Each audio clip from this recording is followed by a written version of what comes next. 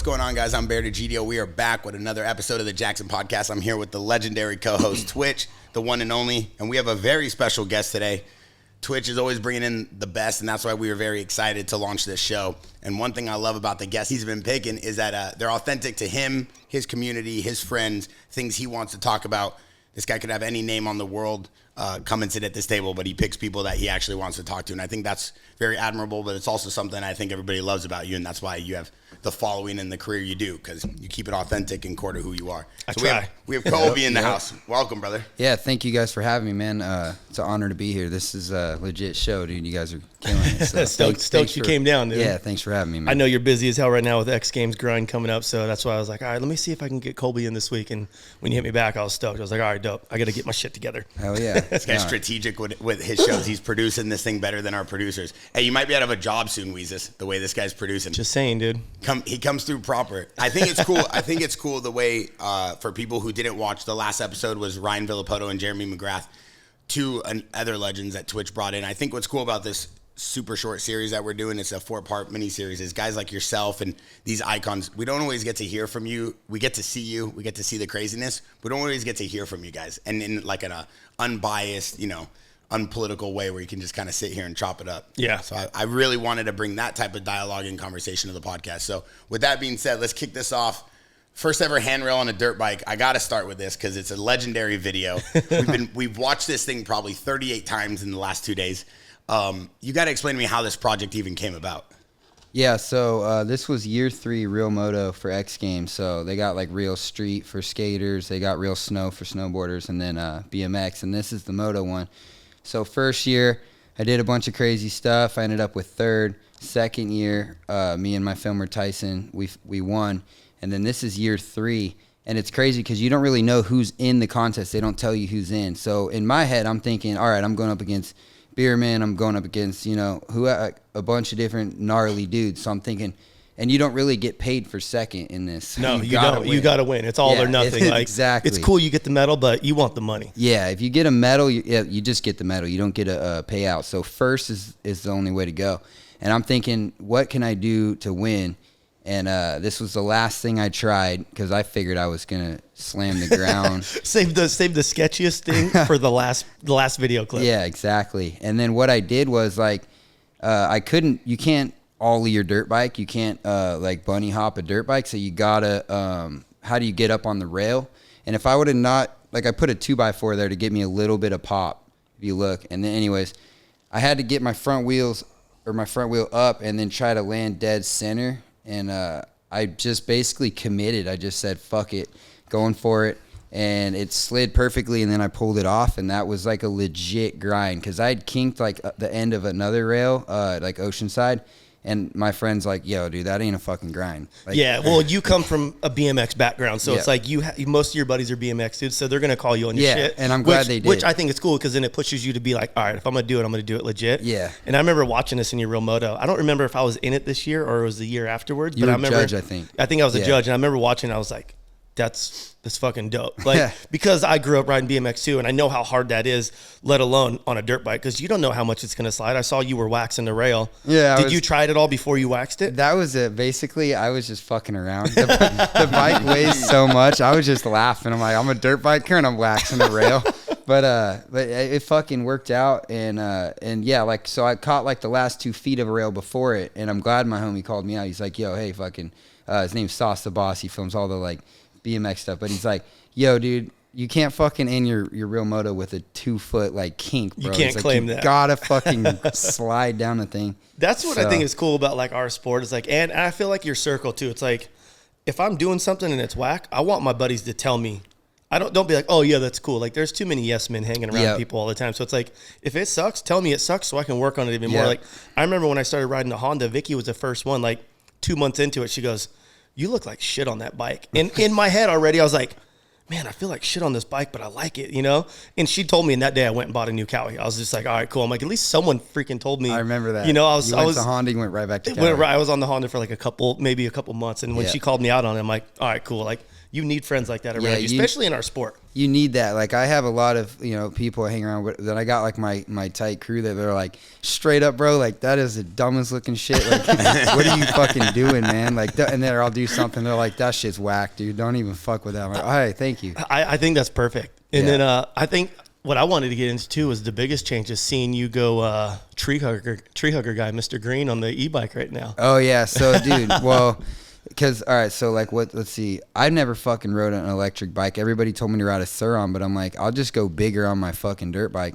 And all this shit that I do, like street poaching, jumping, like Frisco, and some of this stuff I'm doing, it's illegal regardless. So it's like, and I didn't care if I was making noise. I've actually never even been, like, caught from a cop or whatever. I've never been in trouble, right? Like, no one really gives a shit. Most people just see it and then they start filming and high-five me. And you're in and you're out. Yeah, but the reason I like the electric bike is I have a house in Colton with like a half-acre backyard right in the middle of a neighborhood. And I can just go back there, turn on my lights at night, and ride dirt bikes with the boys. No one even knows. No one gives a fuck because it's dead silent. And I'm in a neighborhood at like 10 o'clock at night, you know, or I can ride all day in the backyard and nobody even cares because it's dead silent. And it has more horsepower than a 450. So you're actually on a legit bike. It's not like you're, you know, riding like a little like mountain bike Sur-On or something. It's like you can go huge on these fucking things. You know? I rode one a couple weeks ago. I forget the dude's name. Eric, maybe?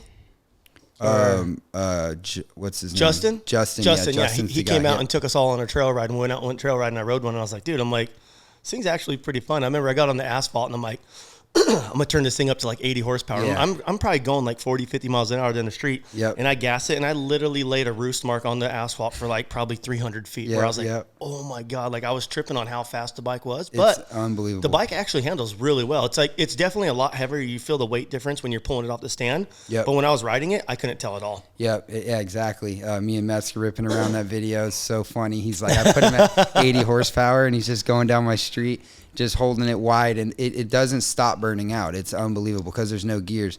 But it works for me. I told the dudes at Husqvarna, it's like, hey, is it, you know, what do you guys think? Is it cool if I do this deal? Because I've been with Factory Husqvarna for the last 4 years. Yep. And they were so cool about it. They're like, hey, thank you for how well you carried the brand. You know, you set out and did everything you said. You won 4 gold medals on a Husqvarna. They're like, the talk you told us what you were going to do with quarter pipe is exactly what you did. Yep. They're like, yeah, man, anytime you need anything, like, you know, and we hope you still ride Huskies when you ride gas bikes. I'm like, yeah, for sure. That's cool. Yeah, to see the amount of dedication that you had, like something I never seen coming from you. Because I remember you when you would hang out with Scummy and stuff like that back in the day. And I've always been a fan. I've always like been rooting for you because I'm like, this kid got a lot of natural talent. He's going to be dope if he just puts his mind to it. You know what I mean? So to see you actually go work your ass off, like when you're out, I've seen videos like the last 2 years, you're out at like 2, 3 in the morning with generators riding at your property with Bauer's ass, working on your bike. The Husky dudes, factory mechanic come out and like set them up. And to see that and to see it pay off the last, you won the last three quarter pipe contests, but you got 4 golds in quarter pipe, right? 4 and quarter, yeah. And then 9 total? 6 golds total. 6 golds total. Yeah, because they're 2 real moto. But but yeah, man, I mean, I try to get a goal, and then I do I put in the work to get that goal done. And it's been fun, man. It's been a journey, though, for real. Cause, big time. I remember you working construction and then barely riding on the side. You know what I mean? And you would come out and kill it. And I'm like, when this dude takes this serious, I'm like, he's going to be bad. Yeah, thank you. Yeah, I remember it was like, everyone's already heard my whole story, whatever, if you watch any of this stuff, but it was like, I would work construction night shift down in LA for my old boss, Jed August. He taught me a bunch of different trades, like all the trades. Anyways, I'd work there all night, and then I would, like, I'm like, dude, I'm not saving enough money to be able to quit my job to go live out in Ritchie or like Paris for the whole winter and try to meet up with you guys. Because like I knew Vinny Carbone, Brad Murray, and those dudes, Evan Hall. Boys. Yeah, they got me set up out there, and I was putting in the work shoveling. And then they're like, yeah, in the wintertime, Twitch will come around chasing the storm. I'm like, yeah, this is where I need to be. So I would go work, so then I ended up working 2 jobs. I didn't tell either boss, but I'd get off work, go to another job, day shift, drive straight back down to LA, work all night. Dude, I got like an hour sleep between jobs. So I'd save up both those paychecks and be like, all right, peace out, both the jobs. Like I gotta bail. I'm out for a little bit till I go broke again. And they're like, yeah, go ahead, go ride your dirt bike. Real smart choice. But I'm like, all right, peace. And then I would be out there all winter. I never missed a day. You were out there. You brought Cooper Webb. Everybody, all the pros, Plessinger, you know? Yeah, that was fun. This is just a dream for me, you know? And then I had to throw down, so I'd be flipping a shitty bike, you know what I mean? So that was it. That was dope, dude. I remember the one jump, the train jump up in Simi Valley, the Scummy jump. Yeah. How was that thing? I remember because your video clip is where the cop's chasing you and you still hit it, right? Yeah, so that whole fucking thing. So I was just trying to make a name for myself, you know. That was the goal. You did. Like build a name by doing the gnarliest shit you could do, you know. And nowadays I'm like, I got to win contests, I got to deliver like stuff to my sponsors and videos and be healthy. But back then it wasn't about that. I wasn't making any money, so it was like fucking do the gnarliest You have nothing thing to you lose could right do now to just get your name out. And that jump, I'm like, I seen it. I'm like, I could fucking jump this. Yeah. So we go out and shovel it all day. Cops pull up on us. They're like, hey, beat it. You know, somebody almost just lost their life jumping that thing. Cat Sanders hit it. So I go back and it's destroyed. So I'd go back, re-shovel it, same shit, it'd get destroyed. And anyways, like, I remember telling these dudes from Palmdale, East Street kids, they're like, hey, we'll come out and we'll help you shovel all fucking night. We're going to make that jump happen. You hit it Sunday morning at 6 a.m. I'm like, all right, fuck it. And it was me and Matt Collins, solid photo. I don't think the kids, the East Street kids never made it. But, I mean, I had a motel. But it motivated you. Yeah, I had a motel down the street, and I filled up one of those fucking, like, DeWalt fucking plastic totes full of water out of the bathtub. Drove it over there, used water to fix the dirt to make it all clean. We were shoveling till the sun came up. I go, I'm going to go gear up. So then I hit it, and we just got this janky footage and pulled it off. And then I remember Schweitzer's like, fuck, I'm making a whole section on the train jump history. Now I got to put you in there, so you got to hit it again. And I'm like it wasn't sketchy enough the first yeah, time. I'll fucking hit it again, no problem. And then and so I stayed at Scummy's house, and Scummy's fucking like, yeah, just driving my truck and unload. I'm like, no, I'm fucking parking my truck on the other side of the tracks, because if a cop shows up, I'm fucking jumping it and I'm out, you know. And sure enough, dude, fucking, he was giving me all this grief about it, but I'm like, nope, fucking follow me over there. I'm parking my shit in the industrial area. So I park over there, ride down. And then I'm fucking waiting for this train to show up, dude. It was like 45 minutes, no train. And you're sitting there geared up, ready to go. Yeah, and I wanted to jump over a train. I didn't want to wait and fucking not jump a train. Yeah, it just looks way cooler. Yeah, so then 2 cops pull up. Like, somebody must have called and seen me all geared up waiting to because there's been a few people that have crashed on that thing pretty bad. Yeah, like real bad. Like fucking. Pull up the video, Wayne. It's pretty gnarly. Yeah, as you talk about this, I want to pull up the video so you can walk us through this. The next one down with the cops. Yeah, this one. On the Pipe 7. As if it's not crazy enough, you're like, nah, I'd rather do it over a train. Yeah, because I knew I was going to clear it. Yeah, that's what you want, you know. So I was waiting for the fucking train to show up, and then 2 cops show up. So I fucking like kind of lured them away from it, like rode over here. They followed me. Got them to follow you? Yeah, a little bit. Like, oh, hey, fucking, you know. He's running. Yeah, and then I looped around and fucking hauled ass. This is the Cat Sanders kid that ate it pretty bad. Yeah. He built this the crash lip was at the gnarly. top. Oh my made it. And literally right past where he landed, you couldn't see, is like where it downsides, right? Like it goes down to like a landing. So he hit and like bounced. He bounced down a hill. Look at this, into the cops concrete. like trying to cut him off. Yeah, and I didn't have, I have a picture with my knobbies. There was no fucking knobbies.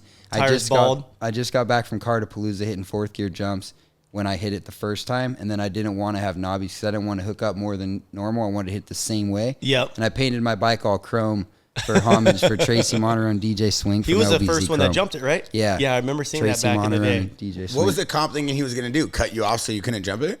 Yeah, they knew the deal. Like a dirt bike, that jump's fucking famous in that area because so many people have gotten hurt on that thing. So they didn't want to see anybody get hurt. But after I fucking did it, I just pinned it straight to my truck. I threw a big blue tarp over it. Over the bike? Yeah, and threw some shovels on top so the tarp wouldn't fly away. Did you lay your bike down? Yeah, I just laid it down real quick. I was fucking tripping. Like, I was trying to get out of there. Yeah. They never found you? No. Wow. No face, no case. You're like, yeah, let's just put out this video. No face, no case. I'm going to put out a video with 1 million views. It wasn't him. I could even say right now that was all bullshit. Yeah. You know? But we just did this for the internet. Yeah. You know, one thing, when you brought up the electric bike, I just had the founder of Dub Magazine, Miles Kovacs. He was here like 2 days ago.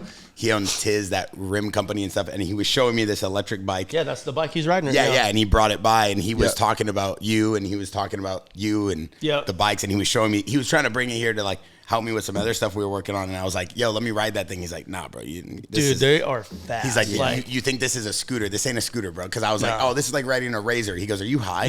He's like, this thing fast. will rip. Yeah. There's no gears, so it's like if you hold it wide open, you're not just in first, you're fucking 5th gear wide. Every gear. And that's what I was saying. It works for me because I do quarter pipe, and the horsepower, it should fucking make sense. Yeah. Like, Well, like, that's what I was thinking. Like, when I saw you start riding it, I'm like, that's a genius. Because, like, you're everyone's trying different gearing and, like, trying to get the bike set up good. And that thing, like, you crack the throttle and it is instant power. And it's like, you don't want to go into the quarter pipe too fast because you don't want to pack into it and blow out like you did at Minneapolis. Like 18 or 19. Because I see it in this dude's eyes. He's like, fuck this, I'm winning right now. And I see him coming to the ramp. I'm like, oh, dude, he's going fast. Yeah. Like, and when you hit the quarter pipe so fast, it wants to bounce you back because that thing's straight up and down. It's like 4 feet of vert. It feels like you're hitting a wall, you know? Yeah, like it's fucking 18 gnarly. You guys are on the 18 foot tall? Yeah, 18 foot, but with like 4 feet of vert where it's flat. And it's like you got to be strong for that because your body just wants to like fall, like fold into the bike. So it's like I've been seeing you've been training your ass off lately. But my question was, do you think you haven't really rode the e-bike enough, but do you think you could go higher on it? Well, that's what I'm trying to figure out. I still have my gold Husqvarna bike from last year, but right now the electric bike feels really good on quarter pipe. Like, so I'm gonna break out the height pole and start looking at footage and see where I'm at. But the dudes at Stark are really cool, and I think it'd be cool if I could win on it because it'd be something different. I won the last 3, and I think it should fucking go higher. So yeah, I feel it's definitely right a little bit heavier, but yeah. I don't know. I think with how instant that power is, I think you got a big advantage for sure. Yeah. Once you figure the bike out, because you literally just started riding it. So. Yep. I barely started riding. I fucked up my knee, so like I haven't been riding at all. I just had my son out in Hawaii. I was out there for like 6-7 months, so I really didn't ride too much. And then I try to fucking go running and working out, but it rains so much. We're on North Shore. There's no gym around there. Anyways, so now I get back and I fuck my knee up. So I'm like, I got like 8 weeks to get ready, but I will see. What prompted the move to Hawaii? Well, my wife's mom lives there, and she's lived there for 10 years. She's from Florida, but I'm like, you know what? I was sitting there thinking about it. I'm like, we could do this whole pregnancy right here in Colton, and I could be out riding every day, and she's just by herself. Her friends live out by the beach, Huntington and stuff. So I'm like, it's either that or we go out to Hawaii. I had to get shoulder surgery anyways on my right shoulder. You did that right after X Games last year, right? 3 days after X Games, I knocked it out because it's so hot in the summer. It's a good time, Yeah. I try to plan my surgeries where I can compete. Yep. So knocked that out, and then I'm like, fuck it, I'm gonna go heal up out there. They had a good physical trainer or whatever out there. So I'm like, let's just do it. Let's try it out, So I rented a pad right on North Shore, right by VLAN, across the street, right next to motocross track. Yep. And I'm like, fuck it, let's go. It rains a lot out there, and I'm so spoiled with Southern California riding. Yeah. You can't beat fucking, Richie, fucking Beaumont. You have that one spot right above Ocotillo. your house. It's like, I've ridden there a couple times. Like, I remember we filmed Krusty back there. Like, we filmed a bunch of stuff there back in the day. But when I saw you moved out there and I saw you set up a landing, a ramp, like all the stuff, I was like, that's dope. I'm like, it's just something different. And it's like, it's a dope spot. Yeah, it is. It's cool. It's something different. I really love it out here, Yep. But it was cool. And then Big Island Mike, Nathan Fletcher, and then G Money, those dudes all set me up, got me dialed. So it was a good time. And yeah, that's about it.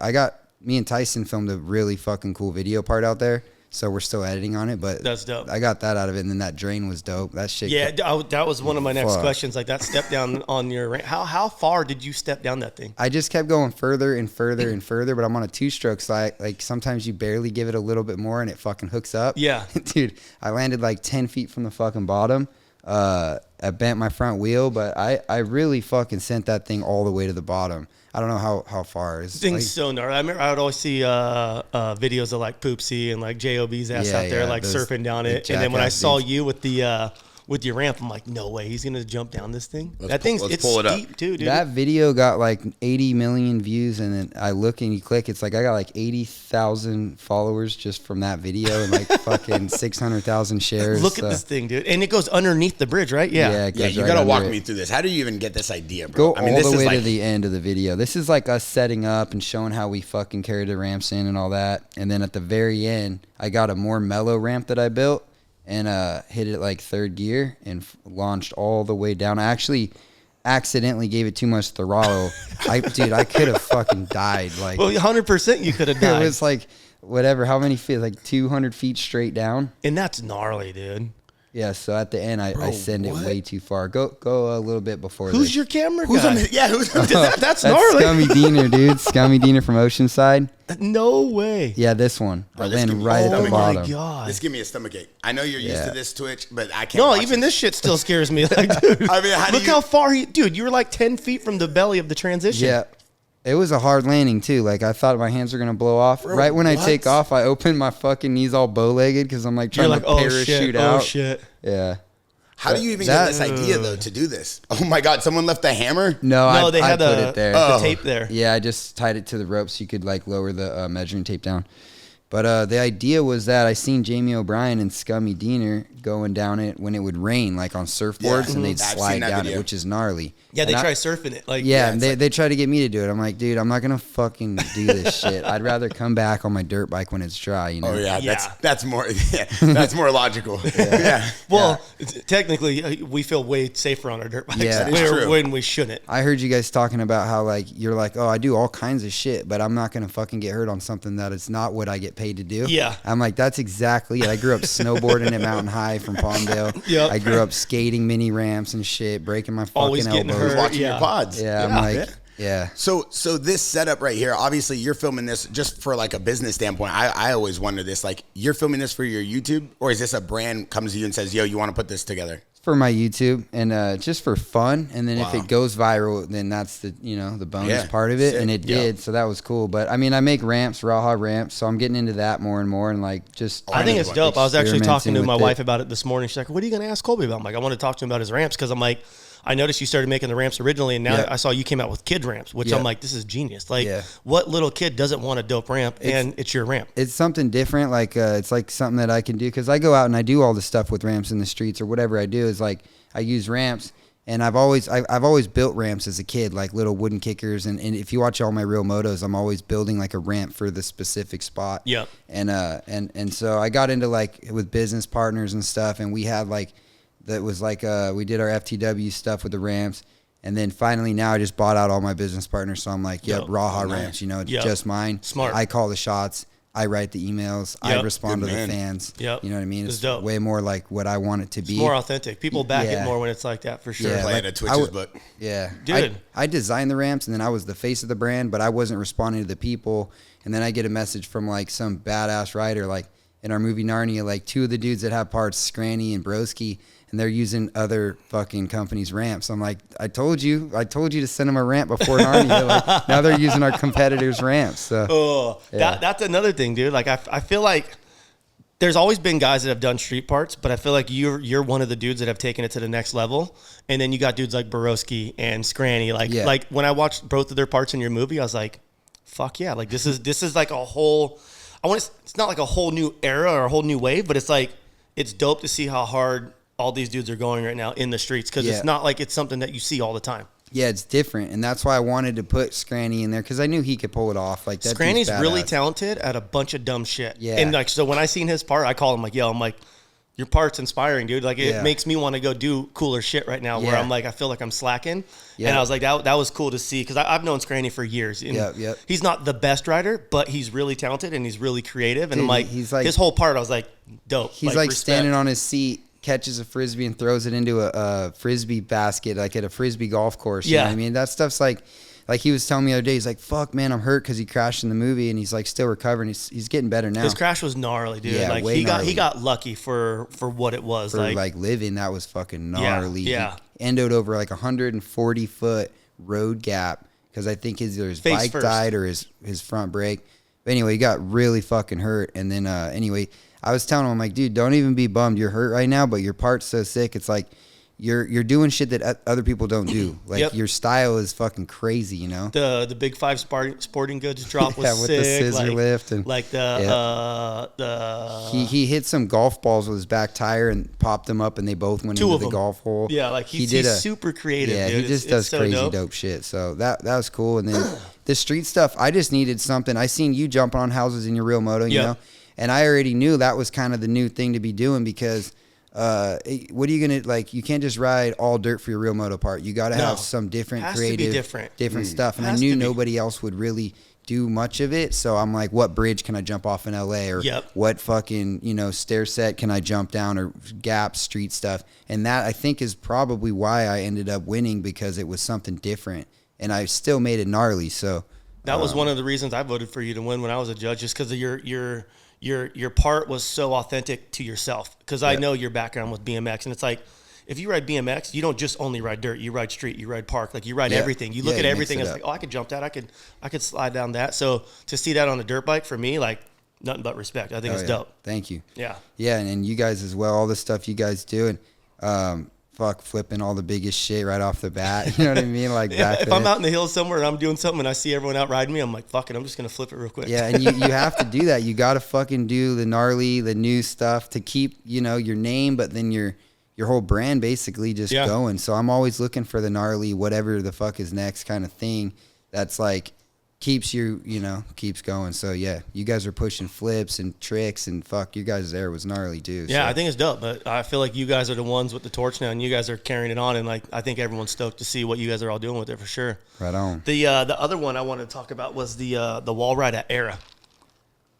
So Off the our ramp buddy, van. our buddy who does all of our graphics, our buddy Dustin Wacker, he his building was right next to his building when they at the same time. And was it for your real moto? Yeah, it's for real moto. So it's just another thing. It's like, what can I do that's gnarly? And, One of the sickest wall rides I've seen, because you gap. It's not like you jump onto it and you ride it. Like you jump onto it and bounce off of it. Like yeah, and that stuff, like, it's weird in moto. Like, you do something different like that, like jumping off of a ramp onto a fucking building wall and jumping down. Before that, Link Ogle had a quarter pipe that he rode over a door, which was fucking gnarly. Yep, that was But dope. a lot of the wall rides were like curved wall rides or barely slanted. not a legit wall. Yeah, but like BMX, it's like you got to fucking be legit. So Yep. it's like I jumped off the ramp van onto a building, and then I had to figure out, like, dude, it was so fucking The angles, sketchy. the landing. Like, Where- am I gonna pop off? Am I gonna slide off? And that like, landing was a box jump landing I built for my shop. So it was so steep and not even like proportionate for like what I was trying to do. Like this is gnarly. This Bro, is gnarly. who made the van with the ramp in it?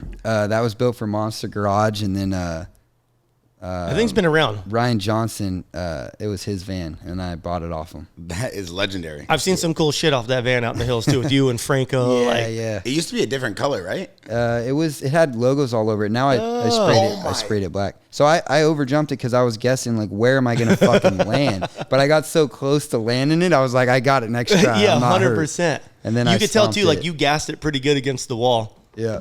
I was so bummed when they made A them. bunch of fucking homeboys, just random dudes. Everyone wanted to come out and help and shit. You know, it's like, dude, Oh, it's- dingus. I mean, what a way Dingus to and- like reimagine the level of tricks. Look at this, dude. It's so dope. Yeah, that was just a good one. And then Tyson filmed it with his wide angle, and it looked fucking dope. And then You can tell, like, the more comfortable you got, like, the more pop and style you get into it. It yeah, looks so I rad did like it that. so many times, and then the neighbors, some of the neighbors were like kind of like tattletale style. Yeah, I was And, bummed when I showed up. I was like, oh, I'm going to go get a picture of the tire mark. Yeah. And they're like, Yeah. they made us paint over it. I'm like, what? No, I went up and cleaned it because Oh, you did? I didn't want to get kicked out. That was like fuck. Oh, I was yeah. like staying in that shop here and there. I'd get apartments and stuff, but I'm like I got all my shit here. I'm not trying to get kicked out. So like fucking tire marks above the sign above Era. Because Well, I think Wacker has a dope photo of it blown up Yeah. in his office. Yeah, we got plenty of photos. So I just wiped it off, but I didn't do it over my shop because there was a tree right where I was trying to land. Dude. That is the craziest thing to me. People that can like reinvent the sport, the style, the look. Because I look at that all the time. It's going in off skating, what other guys surfing. did, Yeah. you know, like not trying to like reinvent nothing, but just doing what I could do to fucking be gnarly to stand out to win. Yeah. You know what I mean? So I just appreciate the fact that you can reimagine like what like you said all the time. Like if you're not taking it to the street or to a bridge or to a jump, like everybody's seen the same dirt thing, everybody's seen the same jump thing. You can only do everyone. Yeah. Everyone does really similar shit with just different style. Yeah. So it's cool to see like outside the box. Yeah, type to the stuff. naked eye, you know, like to the consumer and the viewer and the subscriber who doesn't know moto, Yeah. and maybe is just a fan of motocross but knows you guys or is a fan of combat sports. I see this and I'm like, this guy is the coolest dude ever. Thank you. Like, because I'm not seeing this from anyone else. it's all BMX. It's like Yeah. basically it's like a heavy ass BMX bike, you know, and Yep.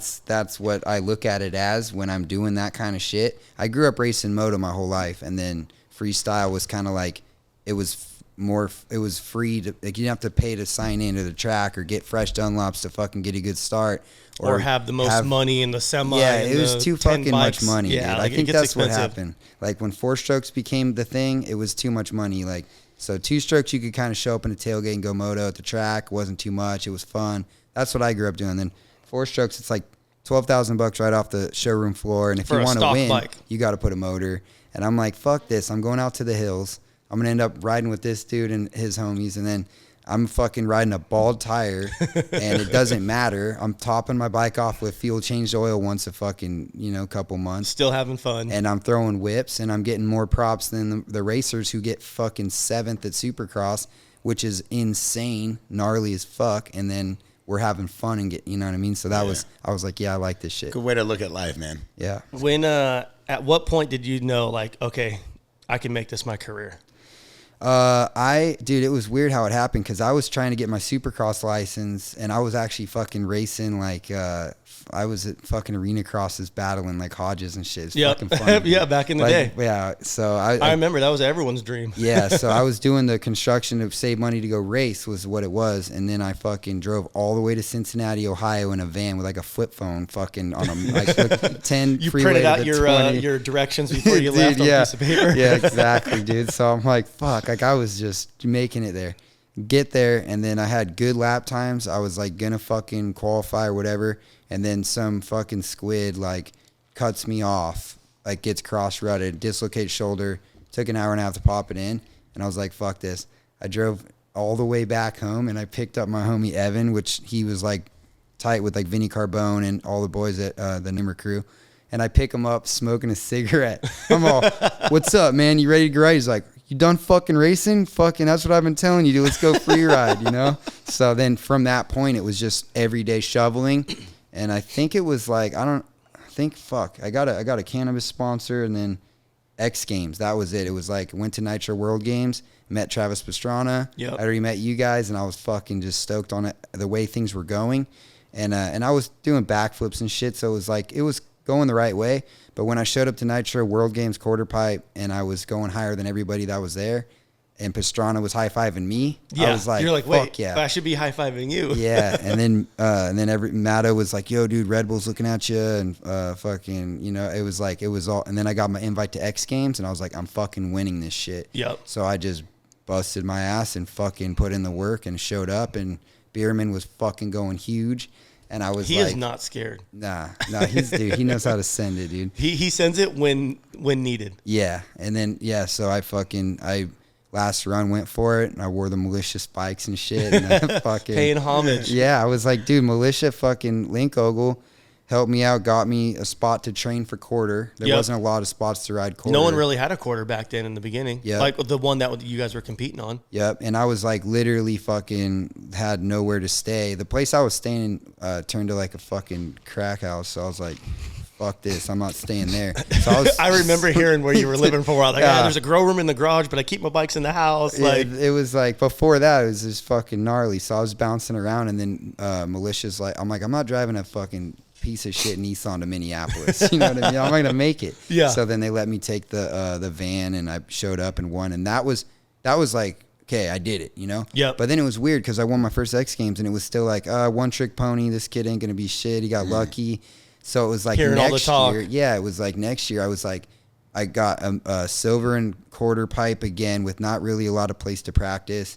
Then I got third in real moto and third in step up. So I'm like, fuck, that's three now I different just categories. got 3 medals in one weekend. Yeah, in 3 different categories. So that's not a one trick pony. So Yeah. then I started getting on it and winning and just putting a bunch of the money I won into my training spot, and then just, you know, trucking, dude. It's been a journey. Yeah, that's rad. I think it's dope, dude. I think it's really dope. I think the militia part is the craziest thing to me, because as like someone who looks at the world more from like a business sense, not from someone who rides. I mean, I mess around on a pit bike, but like I look at everything Twitch has done, everything Militia's done, this whole world about how you guys kind of turn this subculture into a massive industry, right? Like, because people think of Supercross, but they don't understand like the culture of clothing and fashion comes from skaters and guys like Twitch and you and guys who are like free riding and kind of just creating their own style and living their dream. Yeah.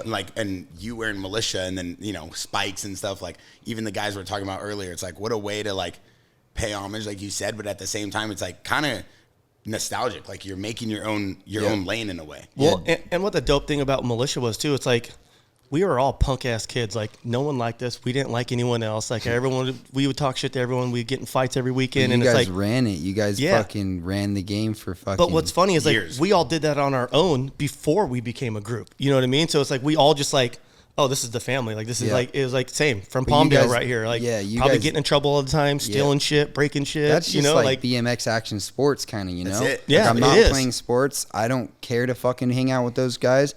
I'm going to ride a skateboard and fucking hang out with my homies, and that's our crew, you know? Yeah. Like I skated when I didn't have a BMX bike. I rode BMX when I had one. I rode a BMX bike when I didn't have a dirt bike, but that's action sports. Yep. But these guys fucking dominated the fucking dirt bike freestyle game for fucking years. You know, it's like Metzger, Deegan, Larry, like they all kind of got it going, and then these guys just fucking killed it. Did you look at this like when you wore the spikes? Did you already have a deal with them? Just handshake deal, really. But it was like, I'm old school with the way I do. I'm loyal. Like, they gave me their word that they would help me out and put me on, and nobody really else had a spot for me, or I just basically fucking, that was my route, and I couldn't be more stoked either because I fucking looked up to Militia my whole life. So for me to go from being a broke fucking, living in a pickup truck, like not having any fucking extra cash, like I had to go like borrow money to fucking make it type shit, to like, now I'm on Metal Militia. That was like, what's up, fucking I to made my it. hometown. Yeah, like exactly. I'm on Militia, and then I won, but then it didn't really set in. It was like, yeah, you won in a new event, but what else you got? And then it was like, fucking all right. So then I had to step it up, keep going. But it's like they forced him to be Metal Militia. They forced him to be like, yo, I'm here. It Come was, get some. Yeah, was. it's the whole attitude too. Like, you got to be cocky when you're out there on your bike. Like, if you're not confident in yourself, like, you ain't really gonna do anything cool. You know what I mean? So it's like, do you have a vibe about like the new age? I would say like the new age of Militia. Does that still kind of hold any presence to you, or like any kind of feeling? They're cruising along. Like Deegan's. yeah, I think everyone's doing good for themselves. Like, to me, like my era Militia was like, we were like a family. Like, everyone did everything together. And then I got to the point, well, everyone got to the point where we were like, fuck you, no, fuck you. You know what I mean? Like, so there was definitely beef for the longest time, but then all that went away, and it's like, dude, we all got kids now. We all see each other. We're all cool. But to me, I feel like our era of Militia was like, you can't ever beat that. Like, I was like the golden years of like, we were on TV every weekend. We were like, stars. Whether you were good publicity, bad publicity, it was, to us, it was just, hey, they're talking about us. Screw it. Who cares? And if they like won everything. Yeah, you know? like someone from the crew was always winning something, so it validated what we were doing, and we could go fuck around and go do drugs and go do whatever we wanted to do, and no one would really say stuff. But then it got to the point where like, okay, we're getting a little more professional. Like, let's start getting these corporate sponsors. And I'm jealous of their era because they fucking Everybody is. They fucking. They were all winning. They were all podiums, and they're all hanging together. And they fucking had the sickest movies dropping, and Deegan fucking on top of the world, and they're fucking right there. The whole crew. It was dope, man. That was cool. Yeah, it's aspiring. I mean, is there a nostalgia though, like sitting across from a kid who you know is at that level and speaks that same language of Militia to now see him wearing it? Oh, I love it. It's good. It's good to see the brand still doing shit, and it's like it's cool. Everything that we all set out for it to be. It's still a badass company, and they're good I think people. It's cool. Yeah, they're good people, dude. They know what's up, and like I'll be able to pull off more projects now with them. You know, that's good. And I do merch and stuff on the side. It's like you got to have something going on, and then they'll do some stuff with that, and I'm looking in the future. I got like projects I want to pull off and records and things I want to do at my property, and they want to be involved. So it's just stuff like that. But they're just, you know, Deegan's really cool. He's successful. Larry's always had my back. So that's basically it. You know, I don't have time to run a fucking business right now. Well, now, so I was going to talk to you too about your clothing company and everything like that. Like, I think it's rad. Like, I see a lot of your marketing. It's so natural. Like when you did the construction shirts and you're on the side of the road, freaking acting like you're doing construction and jumping over the freeway out in Arizona. Like, I think cool stuff like that like puts a smile on my face just to see like it was fun for you to do that. And I don't know what it is, but I feel like with a lot of athletes, I feel like, well, not all the athletes, but a lot of us are really good at marketing shit and selling it. And I feel like you're one of those dudes for sure.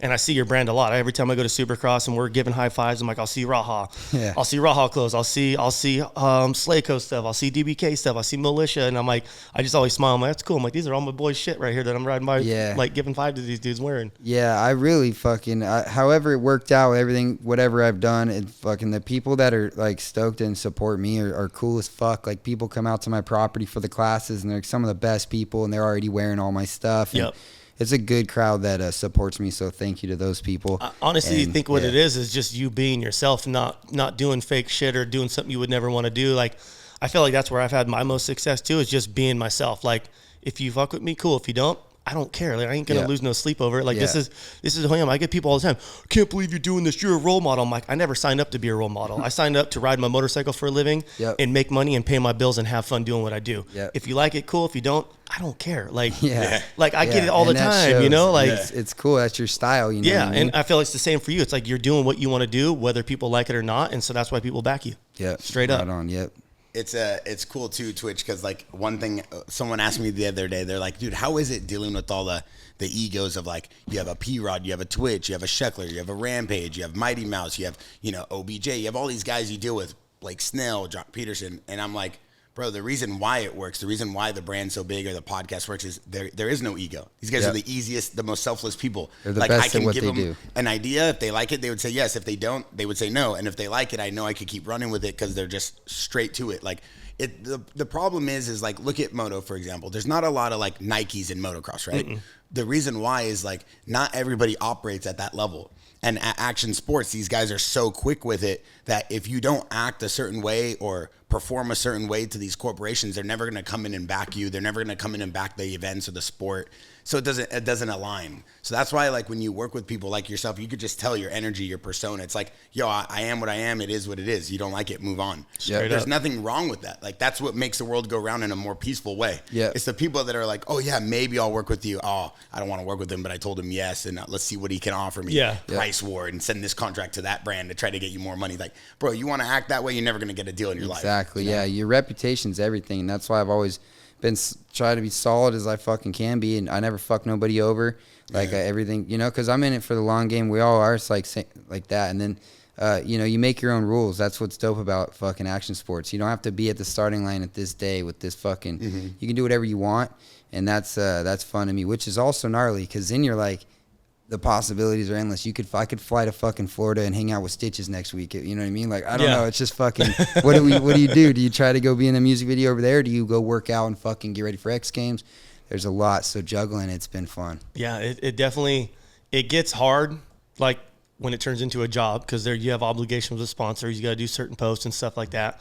But at the same time, I always feel like people are like, oh, you're a sellout. I can't believe you're back in this brand. You're like, I'm a sellout. I'm paying my bills. Yeah. Like, I have a mortgage to pay for. I have school to pay for. Like, how am I a sellout? Because I'm enjoying what I do for a living and I get paid to do it. Yeah, and people want to pay me. I'm like, that's not a sellout in my book. Yeah, it's like I partnered up with dope people. I'm doing cool shit. Like, what the fuck is that sellout? You know what I mean? Yeah, and I won't partner up with someone if I don't believe in their product or if I don't back what they're doing. Yeah. I'm not going to be over here like, hey, I got some hymns because I can't get a boner. You know what I mean? Yeah, like it's like, dude, I fucking risk my life to do the shit. Like, out of all examples, oh yeah, fucking yeah. What? All right, make a public service announcement. He can get a boner without hymns. Twitch. As we get into the meat of this thing, and we're kind of getting towards the tail end of this. One of the questions we had is because of the way and where he's at in his career right now and his deals that he has, like Militia. One of the discords that we were getting, we have a Jackson podcast discord. We allow people to ask questions. And after the Jeremy McGrath one this morning, I was reading some of the questions. They said, can you ask Twitch how he got sponsored by Echo or Mark Echo or whatever it was? Yeah. Where did you get sponsored by Mark Echo? Probably my best manager I ever had was Rich Swisher. And the point of the actual question was like, how does riders like him, guys who are free riders making their own content, how can kids come up in the game? How do they get noticed by brands and get sponsored? Like, how do you think someone like him made it to the top? So there's some sort of like blueprint for these new generations. I think he pretty much answered that already with just saying like, hey, like I'm going out there to go prove to myself and to put my name on the map. I'm gonna go do something cool. But at the same time, you see certain people try to do what we've done and they get hurt really bad because they don't have the skill. So it's like, it's knowing what you can and what you can't do. A lot of kids think like, oh, if I do this jump, I'm going to get famous. Where it's like, if you do this jump and you don't have the skill, you could die, like straight up. And I've seen it happen. So I think it's just being smart with knowing your skill level and at the same time going out and marketing yourself in the way that you want to be marketed. Do you want to be a clean cut dude? Do you want to be an edgy dude? Do you want to be an asshole? Like that I feel like that's all it is. And I feel like with me for like the whole Mark Echo thing, like when I was in Militia and my manager at the time, Rich Swisher, came on board. It's like, hey, like I see a lot of potential. I think we can do something. No one wanted to mess with me in the industry. Thor didn't want to mess with me. Like no energy drinks wanted to mess with me because I was who I was. Twitch, dude, I was rougher Twitch. On the edges. I was knocking over Red Bull fridges. I was getting in fights at events. I was throwing rocks at judges, telling everyone to fuck off. For those listening, physically, literally knocking over fridges with drinks flying all over the place. And there's a time and a place for all that shit. There is. I mean? So. But at the same time, I feel like that made me who I am today. Like I wouldn't take any of that back. But Rich Swisher took the chance with me and like went to these people like, hey, He's gonna be he's gonna clean his act up. He's not gonna be smoking weed on camera. He's actually gonna be quitting smoking weed, which I never quit. He's like, he's quit. Everyone in the industry, he quit smoking weed. And I was like, yeah, I quit smoking weed.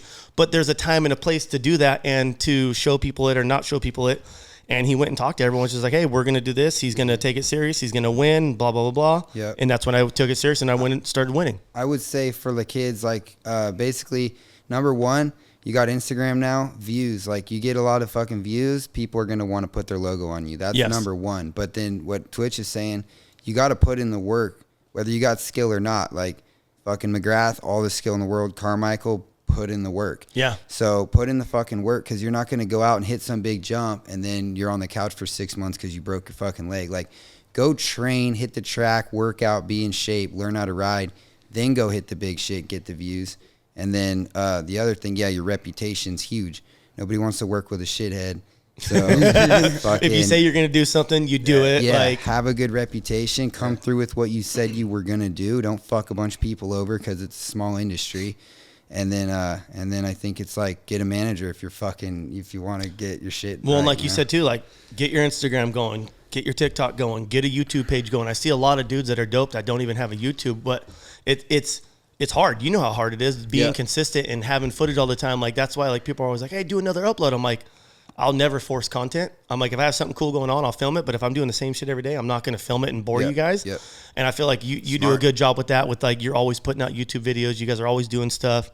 And I feel like younger me, I would have done that all the time. Now where I'm like, I don't even care. Like, if I get a video out, I get a video out. I'm like, I'm still I'm cruising right along, having fun, and I'm busy as hell. Yeah, it's just time management. It's like, you got to fucking direct a filmer. You got to get the right shots. You don't want to put out garbage. You got to oversee the edit. You got to make sure that the product is on par with what you want it to be before it hits the web. And then doing that every week is cool. Like, I could do that in the wintertime, but then summer, it's like, dude, fucking, I don't want to look at nobody. I don't want to direct anybody. I just want to go hit my quarter pipe, get in shape, eat right, and fucking show up ready. So I put all that on hold. So you probably won't see me post shit on There's YouTube. a time and a place. Like, you got to work your ass off. And the same thing with, like, the marketing thing is, like, if you're trying to blow up a brand and it's your own stuff, anytime you're posting on your videos, on your Instagram or your YouTube, make sure you're wearing the product that you're trying to push. Like, it's a no-brainer. Yeah. No, it makes sense. And it's cool that you guys are so open about it and not like these, like, swipe up now and buy my masterclass on how to get sponsored. Because, like, so many people don't want to give people, like, it's a simple roadmap. It's a simple blueprint. You guys are just putting it to a tune where guys that look up to you can actually understand you. Not everybody can digest some Harvard business, teacher sitting there being like, yo, X, Y, and Z, go read this book, go buy that class. Like, come on, bro. It's not that hard. Do your research. I watch people. I watch videos all the time. Like, oh, what's this dude trying to sell without trying to sell it? You know what I mean? Like, when you're trying to force stuff down people's face all the time, you get tired of that. Yeah, they can tell, Yeah. It's like, you can tell if they're fucking real about it. Yeah, it's pretty lit. Yeah, it's dope. Yeah. In terms of, like, how high you jump, I mean, people are asking, like, yo, how does he jump so high, like, on a bike? Like, obviously it's a weird question, but there's got to be a science to how you look at how high you think you could go on a bike, right? Yeah, wide fucking open. I explain it like it's like two things. It's like, when you're doing 140 down the fucking freeway, cutting around lanes and shit, you're not looking out the window going, holy shit, I'm going fast. You're fucking laser focused, Yeah. So anytime we're jumping, you're staring at the landing like a fucking hawk, trying to. Like, I've ridden quarter pipe before. I've never even gone half this height. And even when I was, like, going low, I'm like, this is scary. So, like, I remember being here at Axel's this year when you guys were riding this thing, and I'm like, dude, this is gnarly. I like, wish you guys that were shit going was live. so high. I wish there was fans, because the fucking vibe was heavy. It was so sick because you guys were just going back and forth, back and forth. Year one was cool, but I fucking went the highest my second run, and I didn't have to one up that the whole time. So that was year one, but then year two, Axel was focused. He was ready. They were training hard. You could tell. Oh, yeah. He didn't even ride practice. It's his ramp, but he's like, oh yeah, fucking. You could tell he'd been putting in work. That was me. I'm like, hey, don't go ride practice at all. I'm like, fuck with everyone, get in their heads. Well, bro, is that Axel's backyard? It's his property up in Ramona. Yeah. How did that happen? He just got tired of going everywhere and just bought land. He's like, I'm gonna build my own jumps. No, and my own COVID shit. happened, and then X Games yeah. was like, oh, we can't have fans, but we're gonna do one at Pat Casey, RIP's backyard. We're gonna do one at Axel's backyard. I think Monster fucking sponsored it. I made that happen, but It was a legit setup. It's just gnarly for me going over to like their someone else's spot. Yeah. Yeah. I'm like, damn, like I don't. So you competed against him in home court. Yeah. That's crazy. And beat him at home court. Yeah. Bro, just looking at this gives me a stomachache.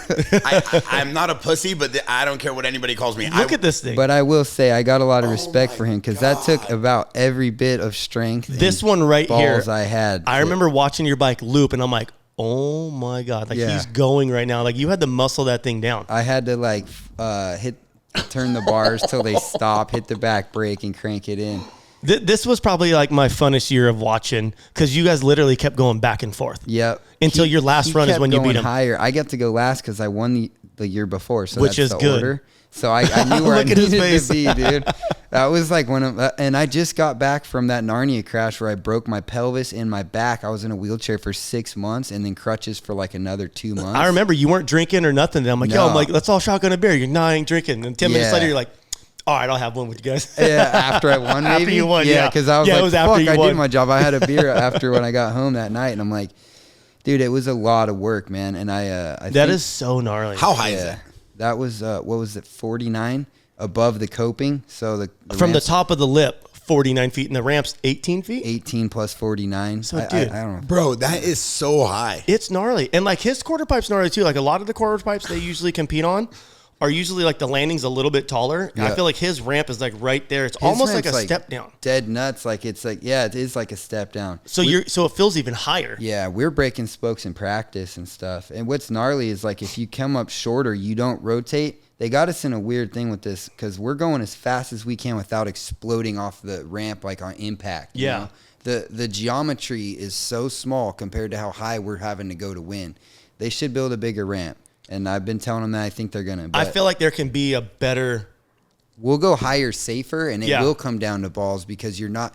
Like right now, it's like a strength game. And without getting kicked, because if you going too far, you get kicked wadded back. it right there. Yeah, like, I that was gnarly. crashed. Like I barely pulled that off. You know what I mean? Like I pulled it. Yeah. How many feet did you beat him by on that last one? Foot. A foot, yeah. Dude. And you guys were going back and forth. Yeah. Like it's so rad to watch that contest. That was a good one. If you watch the full broadcast at 2021, I think, they have 2022. I watched it on Dingo's Close Friends. They have cameras in the background that has like not like a laser, but like you can see the guys like overlapped. Okay. And it was crazy. Your guys' overlapped were so close. Like when I watched that video, I'm like, dude, if you film from the ground, like his brother will post like the ground shots. You can't tell because skyscrapers look the same from the ground. But they set a camera up at like about how high we're going, and then they draw like a grid, like they put like a grid on the TV with the heights, and then you can really tell when they zoom in, they pause our highest. So they have a pretty legit setup. That's what I like about it too. It's like no judging. It's like legit, you know. Wait, reverse it for a second. Who has the biggest balls today? Can you talk to me for someone who obviously will never do this in my life? How are you pulling the bike? Like you keep saying strength, but how do you pull the bike on that whip? Like when you're turning in the air, is that just all strength? Look at his head too. Yeah, that's because he looks upside down. The strength is off the ramp, but then when you're up there, you're kind of weightless, but you still got to crank the bike. Like I had to turn my bars and then dip Euro the bike in. You can see him pull down on it. Yeah, hit the back brake right here and then turn the bars and then try to get that fucker to rotate because I was coming in crooked. You could see like with his outer knee and his leg, like how he's trying to push the bike back down because it wants to keep you up. But for someone who doesn't jump, like it seems like the bike is going to just go flat. Like it seems like you're going to just fall flat because you're so high. Yeah, that's like technique, you know. I was about to say it's all technique. I was going to say like you do something over and over and over and over and over and it becomes fucking easy. Got you it. know what I mean? Yeah. So the whole strength part about this is you still have to turn like the bike into the landing because it's not going to just organically fall into the landing. No, it wants to kick you off of it. It wants you to eat shit. Bro. Is what the bike wants you to do when you're that high and like. This is the craziest thing to me. Like out of all action sports, this is one of the craziest things to me. Being on a motorcycle jumping that high, I'm like, bro, I'm out. Step up used to be like my favorite event to watch because it wasn't judged. It was who could go higher. But now quarter pipe is like, it's my favorite event to watch, but it's also like my most nerve-wracking event to watch because it's all my buddies going against each other. And I'm like, I know all these dudes' mentality. Like they're thinking after they hit the jump, yeah, that was cool, but fuck you. Watch this. You know what I mean? Yeah. So it's like everyone wants to one up each other. And I'd rather honestly fucking crash than like get second. You've shown that. Jeez. Yeah, I always say it. Attitude, dude. I I'm love like, it. Dude, I love you got to bro. be confident in what you do. Like That's why people love you. That attitude. Yeah, amazing. people are like, "Are you like fucking suicidal? You got like a death wish?" I'm like, "No, I like living, but I don't give a fuck if I die." And then I'm like, I think my skill's gonna back me up, so I fucking. I want to for win it. doing what I do. Yeah, like it could, dude. Anytime we ride, that's what's crazy. Like anytime we fucking ride, something could happen to him. Yeah. With his chain or anybody, any of us. Anyone. The jumps we're doing are so fucking big. Even the 75er, they're flipping constantly all day. Something happens, you could die. So we know that. It's like it's not like you're gonna roll your ankle or hit your head because You know that, but you don't ever think that. And I remember when I would compete in my head, I'm like, I'm gonna do whatever I can do right now to win. Yep. And you could die at it, so you basically just block it out. You're like, yeah, it could happen. Same thing like last round at X Games. It's like, I'm going to go into this fucking ramp so fast, I'm going to hold it wide open, and I might just buckle off the lip, but I'm pretty sure I got it. I can figure it out. Like I'm either gonna win or I'm gonna crash. Yeah. That's how a lot of us think at these events. You kind of have to have that mentality, you know what I mean? You got to just be okay with like, I'm either going to be in the hospital in 30 seconds or I'm going to have a gold medal. Like, wow. And I'm pretty sure I put in the work and did enough to fucking not crash. I've had both in one weekend. Gold and 2 broken legs. Damn, was that was it? With heart when I was doing speed and style, and then I got one whipped the night before, and then broke both my legs the next day on my back. But that's what separates you guys. That's what makes people look at you guys and appreciate you. That's why militia gets behind you. That's why people support you and DBK, because they support you, your brand, and everything you stand for. Because bro, look at this. Like, that's like how could you not have respect? And that's why everybody's like, no, I got respect for Axel. I mean, fuck, dude, he's doing gnarly shit. Like, we went head to head right there. How could I think it's funny how you guys had your beef and stuff like that, but it's like at the end of the day, like when I see you guys ride at like Bierman's event, like an Imagination, you guys are all just like the biggest smile on your face, and you guys are just like ripping. Like, it's so cool to see. I had issues with his brother and stuff. You know what I mean? So I definitely don't want to get beat by the dude. Yeah, exactly. On a professional and he doesn't level. want to get beat by you. Yeah. You know what I mean? Like, it's the So same it's way. like so. that. But who does? Like, you don't. No one does. No, he's I want good you to- sportsmanship. Yeah. You know, we're men. It's like, dude, you beat me. They give each other fucking shake respect my hand afterwards. afterwards. You know, I do the same. Like, Yeah. You and Axel are cool now. You guys are all I mean, good? we don't. Yeah, we got no issues. I think we still want to fucking outdo each other constantly. They like each other, but they still hate each other. You know what I mean? It's just it's a competition thing that's always going to be there. I feel like I got a lot of flack for not really doing shit like wrong coming in a little bit. So that was just that. It's like, dude, I'm fucking a broke kid. I just drove from a tweaker pad down the street tonight. Showed up. And I'm gonna win. I actually hit the train jump that morning in Simi Valley. When I pulled up to Nitro Quarter, I switched my chrome plastics back to green in the parking lot, and then I fucking went higher. And then it's like, so like, fuck. It's like you can't even fucking say what's up, motherfucker. I'm fucking in the car. I'm going hard right now. Just respect me, motherfucker. You know, anyways. But no, it's cool. Now, like, what? We're like 5-6 years into this, 7 years into X Games, I think. Yeah. And no, I got respect. He's fucking puts his ass on the line just like me. It's cool to see how hard all you guys are working. I had one last question. Was your crash for your movie that I heard about for the longest time, but you went like totally silent on Instagram, didn't post nothing, like no one said nothing. So I couldn't really say much. I don't know. It's weird. It was like, fuck, dude. Like, the footage wouldn't have came out. I could say, I think I told inside the industry, I talked like, I fucking backsided 150 footer, you know? Bad, dude. That was. What all did you break? I destroyed my shoulder and broke the bone off the top. And I already had shoulder issues. Mm-hmm. But when what happened was I came in, the dude confirmed that the speed I was going was cool. And the landing was kind of steep, so I didn't want to go a little too far, and then you follow the transition all the way down into flat. So I'm like, I don't want to fucking land flat. I want to just make it. So I hit it with what I thought I needed. Mm-hmm. The speed dude, the guy with the speedometer kind of should have gave me a little bit more input, I thought, but it was whatever. Fucking you send it. That's what we do. So you just, go for it. I went for it, and I came up short, like in the worst spot. Well, if I came up more short, I'd have died. But I came up short, and my bike bucked me off, threw me down the landing, and I fucking went, like, my body went like 100 feet down the landing till I landed. And I just remember tumbling. And when you crash, you tumble 2-3 times, and you're like, okay, now I'm going to stop. But I just kept going, and I'm like, fuck. Gnarly. So I broke my shoulder, tore all the tendons to just shreds. Like, that thing would pop out reaching for a bottle of water after that. It was so fucked up. And I broke my pelvis in half in like 2 places and broke a bone in my back. So my pelvis like got lodged upwards.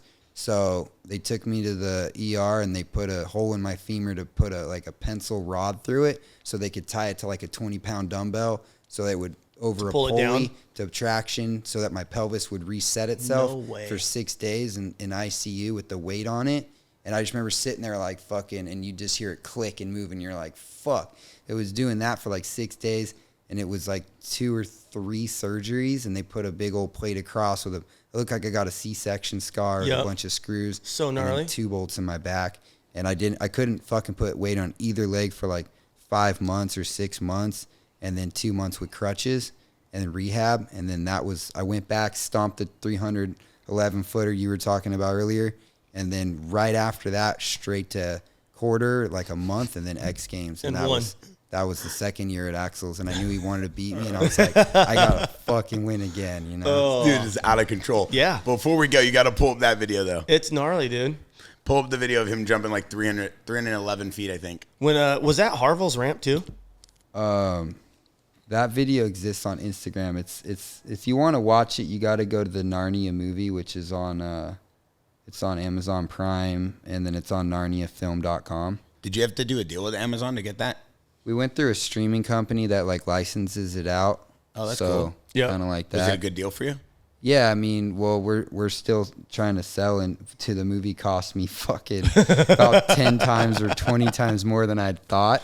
So no, I'm still in like 70 grand and my partner on that thing. So buy the movie if you want, but go get the movie. Yeah, go get the movie. I need everybody go get the. We need to pay for this. Yeah, we'll put the link in this thing. Hey, wait, make sure you buy it. But for right now, pull up the Instagram clip. I just want to ask him a question. Yeah, this is crazy, dude. Was that Harville's ramp, his same ramp? Yeah, or different? That was the ramp that Alex Harville, RIP, that he went 425 on, which is the current furthest record for distance right now on the planet on anything with 2 wheels. Yeah. So wow. That's the same exact ramp that Steve Eilers, a.k.a. Toes, he brought down from Washington from his property, set it up, and then the goal was to get close enough to that record without breaking it to where I could show I could break it and then promote a live event where I would get a payday. Because everyone's like, did you break the record? I'm like, well, if I broke the record in the movie, it was for free. Yeah. And that's a fucking gnarly record to be breaking for no money. Yeah. So I'd rather get close to showing that I could do it with my setup and then promote and bring in sponsors to break the record. So if anyone's out there and wants to sponsor him to win and break the record, just hit him up. You get your logo on the side of the landing for fucking ever. Forever. The clip will live forever. We'll link the video. I told him not to pull it up. That way people have to go watch it. We'll link the video and we'll put it in the description. Yeah, bro. I mean, it's a pleasure to sit here, bro, and just chop it up with you and listen. Obviously, this show, what makes it so special is Twitch gets to kind of just do his thing, and we just want to be able to provide a platform for Twitch to have a good conversation like this with his people, and I think it's awesome. Dude, everything you've done is insane. That one, I've been looking out here in the parking lot like all morning trying to figure out how far like 300 feet is, and I'm like, maybe I could do it, and I'm looking, I'm like, no, not a chance. I'm like, that's so long, I can't even see the ending. Yeah, you just ease into it little by little, and it all becomes a math thing, and trying to fly the bike in the wind with the... It's pretty gnarly, but I felt comfortable with it. I do feel like I could possibly break the record. Once again, it's like, you know, you got to give no fucks and go for it thing, but we'll see what happens. I'd love to do it, but I don't know. If the stars align, it's a big payday, and a company wants to have to back it, and it's so dangerous.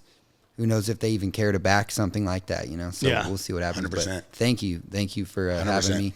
It's a dope Thanks for coming down, dude. Thanks for the invite. We appreciate you. For you, dude. Make sure you guys go check it out. We're going to link the movie in the description.